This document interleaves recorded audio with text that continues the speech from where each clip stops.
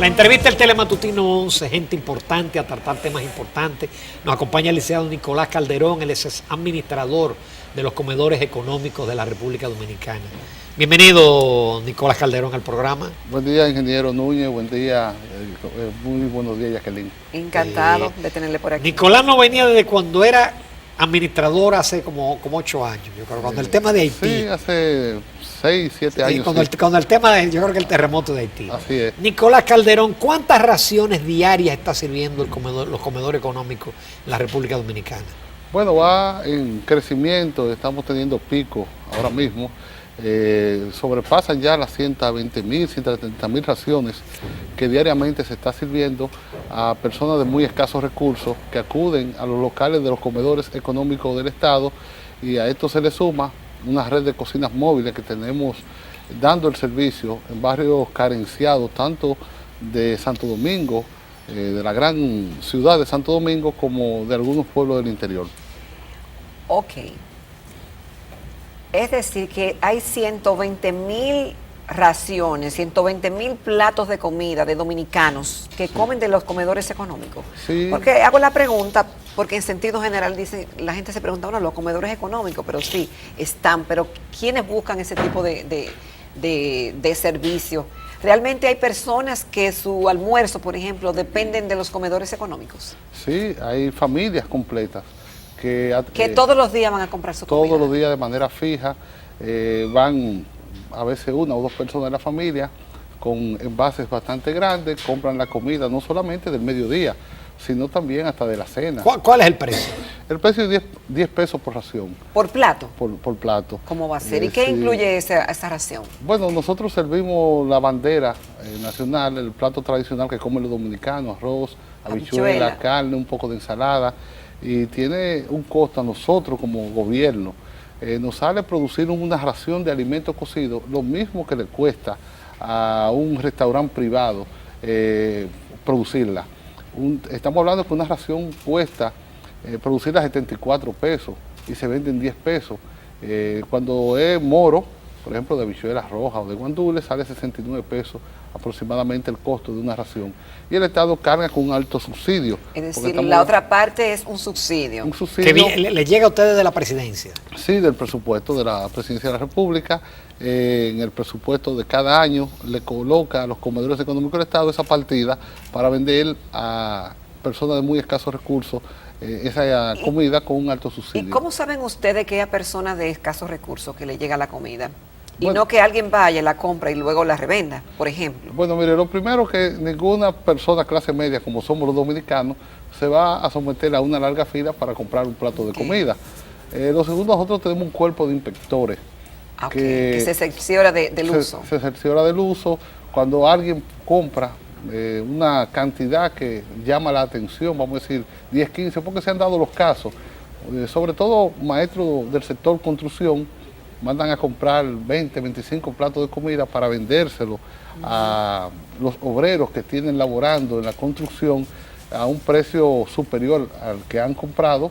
Uno se da cuenta, le da seguimiento y entonces se sanciona a esa persona. No una sanción, vamos a decir, penal, pero no se le permite entonces que compre más de 1 o 2 platos de comida, que es lo que normalmente una persona consume. ¿Sirven ustedes en las cárceles alimentos? No, desde el año 2012 los comedores no les sirven a las cárceles del país. De manera eventual a veces le damos el apoyo, sobre todo cuando se presentan situaciones de emergencia, como el caso de las lluvias, que hay que trasladar en algún momento alguna cárcel de un lugar a otro. Entonces los comedores asumen lo que es la alimentación de esos internos cuando son trasladados, hasta tanto retornan nuevamente al penal de origen. Pero yo he visto también imágenes de ustedes sirviendo alimentos no cocinados. Sí, esos son operativos que hacemos de entrega de alimentos crudos en sectores muy pobres, vulnerables. Por ejemplo, bueno, ahí aparece. Por ejemplo, eso es en San Cristóbal, en las lluvias pasadas. Eso es un lugar que dicen Atodama, donde habían comunidades. O sea, como tú dices, ningún clase media se va a meter en esa fila. No se va a meter. No, pero sí, como él decía, así para negocios a veces. Sí, pero es que tampoco, porque por ejemplo... Digo, cierto tipo de negocio, cierta Por ejemplo, un mismo maestro constructor que compre 20 raciones, se la vende a 25, 40 Sí. pesos a otro, más o menos. Pero el caso es, por ejemplo, esos son comunidades aisladas, donde solamente a través de una Está embarcación... lloviendo, veía una sombrilla todavía. Sí, a través de una embarcación o helicóptero se le lleva alimentos crudos a personas que se ven de repente aislados, incomunicados con las demás comunidades. Entonces, para evitar que esas familias, si se le agotan los alimentos, salgan a aventurarse, a buscar cómo sustentar la alimentación de sus hijos, entonces uno le lleva alimentos crudos para en lo que vuelve a la normalidad, esa población puedan ir consumiendo. Sí. Es decir, que para esta temporada de huracán ustedes están preparados con un inventario Sí, nosotros, y con un operativo listo para partir inmediatamente. sí, nosotros tenemos una flotilla de cocinas móviles que están preparadas para si se presenta una emergencia, Dios no lo quiera, en cuestiones de horas estamos en el lugar donde pueda ocurrir una eventualidad. En cuánto consiste el subsidio que se le otorga mensualmente a los comedores económicos? Bueno, en alimentos y bebidas estamos hablando de unos 80, 90 millones de pesos que gastamos cada mes en Sí, estamos hablando de en más la de 1.000 compra. millones de pesos. Sí, estamos hablando de unos 1.000. Es decir, usted dice alimento y bebida aparte de la empleomanía. Sí, cuando decimos alimentos y bebidas nos referimos al rubro de alimentos, agua, ese tipo de... Ok. ¿Cuál es el criterio de compras que ustedes tienen para comprar todos los insumos que necesitan para hacer los alimentos? Bueno, lo primero que sean productos de fabricación nacional, que se produzcan en el país. Segundo, por los volúmenes que compramos, todo se somete a través de un proceso de licitación pública que se hace, que sale publicado en periódicos de circulación nacional y que participan oferentes con empresas nacionales ya establecidas. Y, por ejemplo, en la última licitación que tuvo Comedores hace unos meses, participaron unas 192 empresas, de las cuales 62 ganaron de una u otra forma, se les fue adjudicado rubros. Esas empresas entonces le suplen a Comedores los alimentos que ella requiere. ¿Cuáles son las zonas del país donde los comedores económicos tienen más demandas? Bueno, los lugares más grandes, Santo Domingo y Santiago, pero tenemos presencia en toda la República. También está, por ejemplo, las áreas muy deprimidas, como el caso de los Bateyes, por decir Quisqueya, en San Pedro de Macorís. Ese comedor de Quisqueya, a pesar de ser un comedor pequeño, nunca la producción no baja por debajo de 800 raciones cocidas diarias. Ese comedor. Cuando nos trasladamos, por ejemplo, Vallaguana, Monteplata, el caso de los comedores, por ejemplo, de lo que tenemos en la línea fronteriza, Bauruco, Jimaní, son comedores que venden diariamente una gran cantidad de alimentos a personas muy carenciadas. ¿Y cómo es esa comida? ¿Es una comida que se la come una persona porque no tiene dinero, porque nada más tiene los 10 pesos para ir a comprarla? ¿O realmente es una comida que ustedes cuidan ciertos criterios de calidad? Bueno, en eso nosotros somos muy rigurosos y exigentes. ¿Cómo así? ¿Sabe bien la comida? Sí, claro, claro. Nosotros tenemos un cuerpo, vamos a decir, de control de calidad, check, que diariamente se involucran y vigilan lo que es el proceso de producción de alimentos. Por ejemplo, hay gente, por decir a alguien conocido, Wandy Robles, el chef, uno de las personas que trabaja con nosotros. Un chef. Un chef, sí, que tiene incluso una maestría en Francia y es especialista, igual que doña Isaura Jiménez, tiene casi 50 años los comedores elaborando en lo que es el control de calidad. Hay todo un departamento, tenemos personas egresadas de universidades de mucho prestigio de este país y también profesores. ¿Usted se comería una ración del comedor? La como a diario me la como y con toda la confianza. ¿Ese es tu almuerzo? Sí, yo almuerzo lo que come todo el dominicano, arroz, habichuela y carne, así es. Pero mira, no lo engorda, se mantiene bien, Nicolás. Bueno, porque depende de las cantidades que uno coma. Uno come un poquito de cada cosa. La próxima vez tienes que tener una demostración para Claro, nosotros, con los pero- muchachos del estudio, atestiguar la calidad de la comida. Claro que sí. Incluso nosotros siempre nos preocupamos por mantener lo que es el control de calidad y justamente en este mes de agosto, a final, el día 30, tenemos previsto firmar un convenio con el Programa Mundial de Alimentos, donde hemos llegado a un acuerdo donde el PMA va a dar soporte en lo que es el proceso de manipulación en el manejo de alimentos cuando se presentan casos de emergencia. O sea, hemos hecho una sinergia con el Programa Mundial de Alimentos de las Naciones Unidas, al igual que otras entidades que también trabajan de la mano con nosotros. Vamos a hacer una breve pausa comercial, volvemos en unos minutos con el licenciado Nicolás Calderón, administrador de los comedores económicos. Quédense con nosotros, tenemos otros temas aparte de los comedores, tenemos temas políticos y temas de interés general.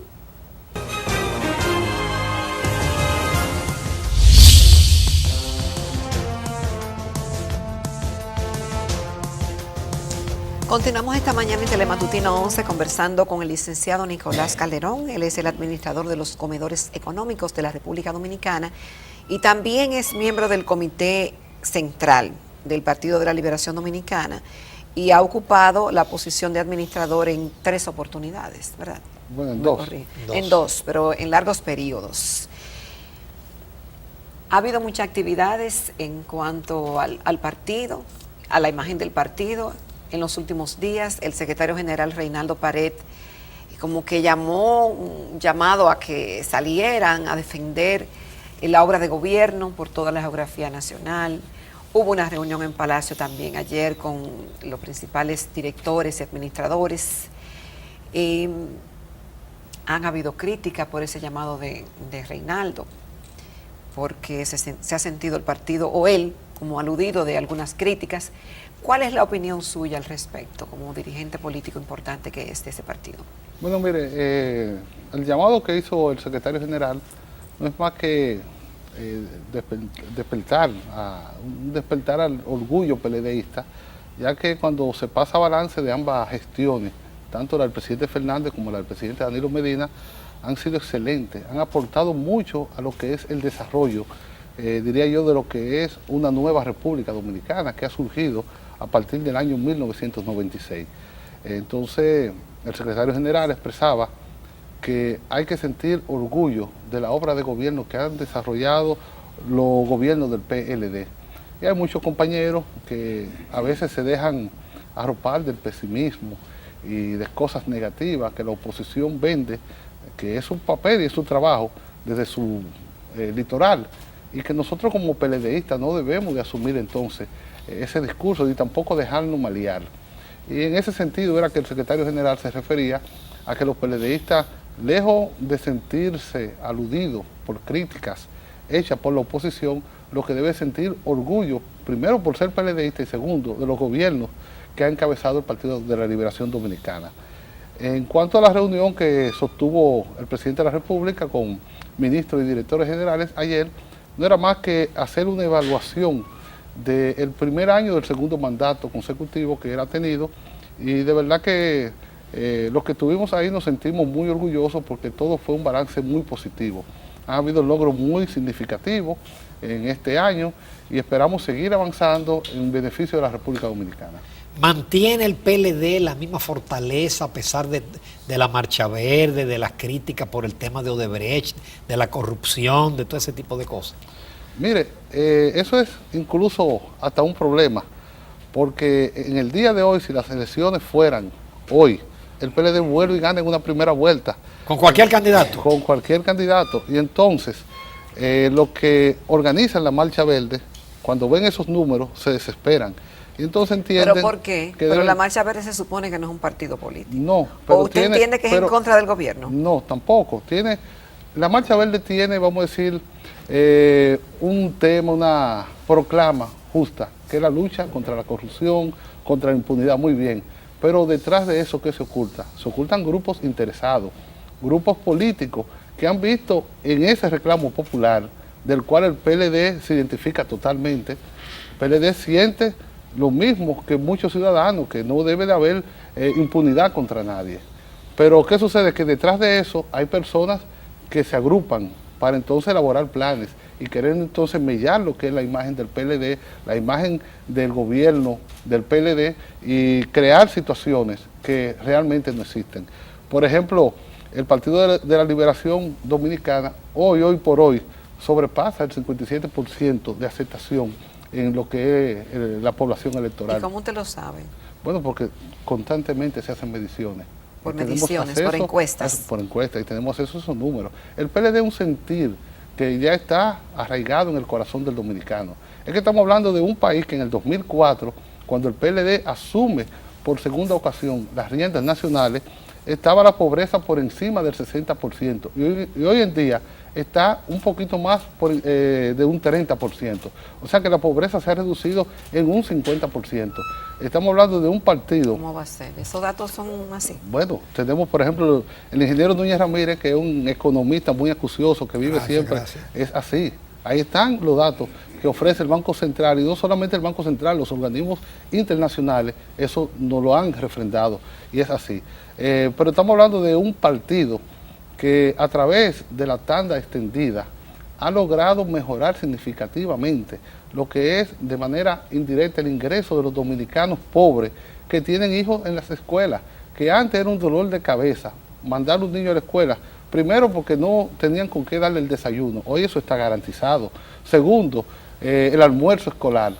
Tercero, le dan merienda. O sea, los útiles. Los útiles escolares. O sea, un niño pobre en cada escuela representa para el Estado dominicano una inversión de 7,000 pesos al mes. Entonces, un padre de familia pobre que tenía que salir en la mañana sin un centavo a ver qué conseguía para traerle de comer a sus hijos a la casa en la noche, hoy tiene ese problema resuelto. Y un ahorro. Y un ahorro. Es como, vamos a decir, como un ingreso adicional, porque ya no tiene esa presión como padre de familia de que no tengo que darle a mis hijos. Entonces, a todo esto también se suma que más de 4,5 millones de dominicanos que antes no tenían acceso a una salud garantizada a través del seguro del SENASA, hoy la tienen. O sea, los gobiernos del PLD han transformado esta república. Tenemos sistemas de transporte moderno, se han hecho transformaciones en las principales carreteras y vías del país. O sea, el gobierno del PLD ha estado luchando en contra de la pobreza. Se han incluido o se ha creado más de 500,000 de puestos de trabajo nuevos en los gobiernos del PLD. Se han incluido ya en la República Dominicana más de 1,200,000 dominicanos que han pasado de la pobreza, de la extrema pobreza ya a ser prácticamente clase media. También en los gobiernos del PLD hemos logrado avanzar en lo que es la tecnificación del personal que trabaja en el Estado. Se ha logrado avanzar en el sistema educativo, en el sistema de transporte, en el sistema de salud, en todos los principales rubros. El PLD ha puesto una estampa. Es decir, que hay PLD para rato después del 20. Así es, y eso es lo que preocupa, sobre todo, a los opositores que se encuentran desesperados.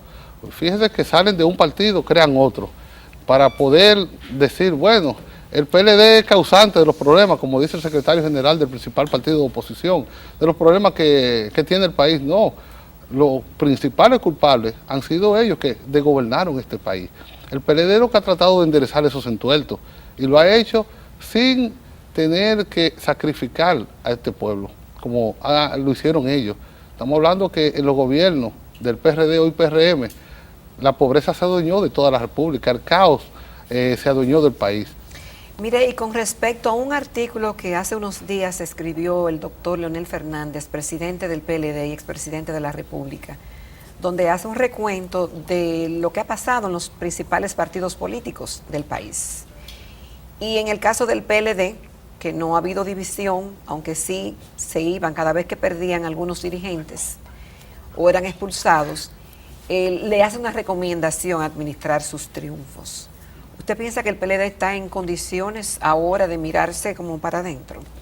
Sí, porque nosotros estamos sufriendo, lamentablemente, al estar tan fuerte como partido, nos sentimos sin oposición, nos sentimos solos en el firmamento político, y entonces esos números arrojan de que con cualquiera el PLD se mantiene en el poder, y eso desata entonces la lucha interna, porque comienza entonces cada quien a verse como un posible presidente o como un posible diputado, un posible senador, un posible regidor, y entonces comienza la rebatilla interna, y eso entonces sí es peligroso y nos afecta, y eso nos podría sacar del poder. Entonces, ¿qué es lo que nosotros debemos de aportar? Es a la cohesión, a la unidad interna, a pensar como proyecto político de nación, no en los intereses particulares de cada uno de nosotros. ¿Y quién será, Danilo o Leonel en el 20? Bueno, el candidato natural del Partido de la Liberación Dominicana en esta contienda del 2020 es el doctor Leonel Fernández, es quien goza de mayor simpatía. Pero fue presidente 3 veces ya. Sí, pero fue presidente y un buen presidente. Y la gente lo recuerda con bastante agrado, con bastante añoranza a sus seguidores. En el caso del presidente Medina... Y tú estos movimientos reeleccionistas, tú estas proclamas, hablando ya de modificar la Constitución, Calderón dijo, el senador Rafael Calderón dijo la semana pasada que estaban abiertos a modificar la Constitución. Bueno, esos son intereses particulares, pero la realidad al día de hoy que la Constitución no permite la reelección. Hay un artículo 20 en los transitorios que expresa que solamente este periodo presidencial le ha sido permitido al presidente de la República para restablecer lo que es 2 periodos consecutivos y no más. Eso es lo que establece la Constitución y a eso es que nos ceñimos. Lo otro es hasta ahora imaginario, escenario imaginario que no son posibles. La realidad hoy por hoy es que el PLD tiene que abocarse a un proceso de convención, elegir un precandidato, luego un candidato que será el próximo presidente en el 2020. Y la tesis y la sugerencia que hacen algunos de que tienen que buscar un candidato que garantice el triunfo. Y fundamentado en esa afirmación de que al que sea que garantice el triunfo es que hay que apoyar y hacer lo que sea. Bueno, mire, el PLD tiene una fortaleza a nivel del país como partido político. Y si es alguien que garantice el triunfo, por ejemplo, ¿quién más que un hombre como, por ejemplo, Leonel Fernández, que ha ganado 3 veces la presidencia de la República, está invicto, no ha perdido el primero? Entonces, son a veces discursos para poder justificar o querer, vamos a decir, llevar alguna causa política. Pero llegará el 20 y tendremos nuestro candidato y ganaremos nuevamente las elecciones. Nicolás Calderón, muchísimas gracias por tu participación y te felicito por mantener tu posición política coherente. Bueno, muchas gracias. Y por el trabajo que también estás realizando en los comedores económicos. Muchas gracias ingeniero, muchas gracias, Kelly. Gracias a usted. Nos vamos a comerciales, amables televidentes. En el próximo segmento también tenemos otra entrevista breve